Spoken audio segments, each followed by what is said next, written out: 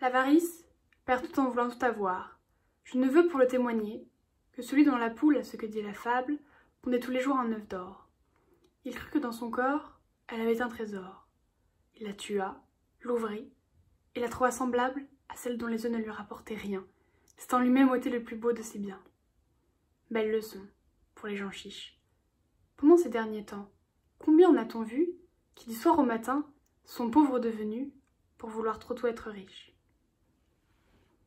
Mesdames et messieurs, membres du jury, à cette fable, nous pourrions trouver bien des morales. Mais celle que je souhaite illustrer aujourd'hui est le besoin de l'homme à vouloir toujours plus. Moi la première, mais c'est, je le crois, le plus vilain des défauts. Nous faisons face à une crise qui n'est ni la première et ne sera pas la dernière si l'humanité ne se remet pas profondément en question. Cela fait maintenant près d'1 an que la Covid-19 est apparue et elle est responsable d'1,3 million de morts à l'échelle mondiale. Mais est-elle vraiment coupable? Peut-on accuser ce virus de tous nos malheurs? Comme la Covid-19, Ebola, la peste, la rage, VIH ou Zika sont des virus qui nous sont transmis par les animaux. On appelle ça des zoonoses. Et selon l'OMS, 60% des maladies infectieuses seraient des zoonoses. En 60 ans, 350 nouvelles maladies infectieuses sont apparues. En 60 ans, 500 millions d'hectares de forêt ont disparu. Coïncidence? Peut-être, mais ça semble un peu gros. Le lien entre les deux sujets est simple. Qui vit dans les forêts que nous abattons chaque jour? Qui nous transmet ces pathogènes? Question simple, réponse simple. Les animaux, bien sûr. Toutes ces épidémies sont modernes. Elles sont indirectement causées par le massacre des écosystèmes et la mondialisation à outrance. Je dis toutes ces épidémies avec un S, car la Covid-19 n'est pas la seule. Il y a aussi le cas du virus Nipah, qui a sévi en Asie du Sud-Est, en Malaisie. Son taux de mortalité s'élève à 40%, et heureusement cette épidémie ne s'est pas transformée en pandémie. Dans ce village, où l'élevage de porcs était important, la déforestation pour l'huile de palme a réduit la forêt et a rapproché les hommes et ces élevages du centre de cette dernière. Et c'est comme ça que deux animaux qui n'étaient jamais censés se rencontrer se rencontrèrent. Le porc d'élevage et la chauve-souris roussette. Le pont entre le sauvage et l'élevage étant fait, le virus n'a plus qu'à contaminer. Sachant que le nombre d'émergences de nouvelles maladies infectieuses a quintuplé ces quelques dizaines d'années, que la faune sauvage regorge d'1,7 million de virus encore inconnus, et que 170 millions d'hectares de forêt risquent de disparaître d'ici à 2030.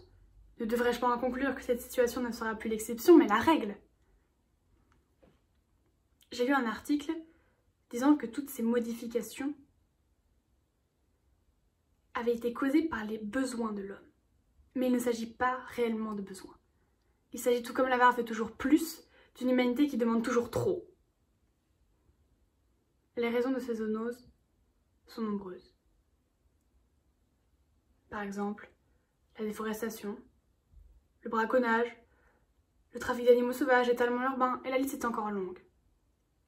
Leur point commun, l'impact sur la biodiversité, et l'auteur de ces crimes manifestement commis par l'homme et qui ne respecte en rien l'article 2 de la Charte de l'environnement, stipulant que toute personne a le devoir de prendre part à la préservation et à l'amélioration de l'environnement.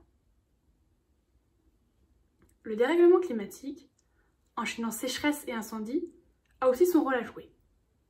On constate une forte sécheresse en Chine, juste avant l'épidémie du SRAS et juste avant l'épidémie du Covid-19.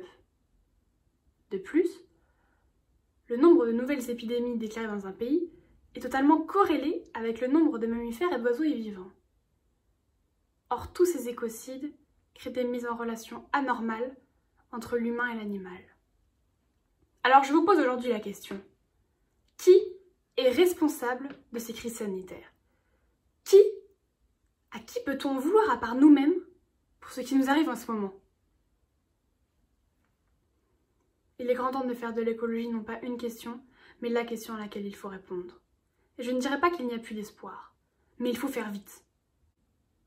Pour éviter les épidémies futures, il semble urgent de moins consommer d'animaux qui font le pont entre les pathogènes et nous, d'éviter la consommation de produits dégradants pour les écosystèmes, de consommer local et durable, de limiter la consommation d'antibiotiques pour éviter l'antibiorésistance des élevages, de repenser complètement l'agroalimentaire et l'étalement urbain qui écrase les forêts.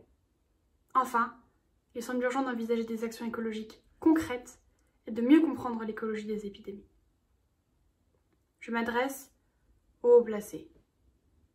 Si c'est l'épidémie que vous souhaitez éradiquer, alors commencez par protéger la biodiversité. Si c'est l'or que vous souhaitez, par pitié, que la poule soit épargnée. Merci.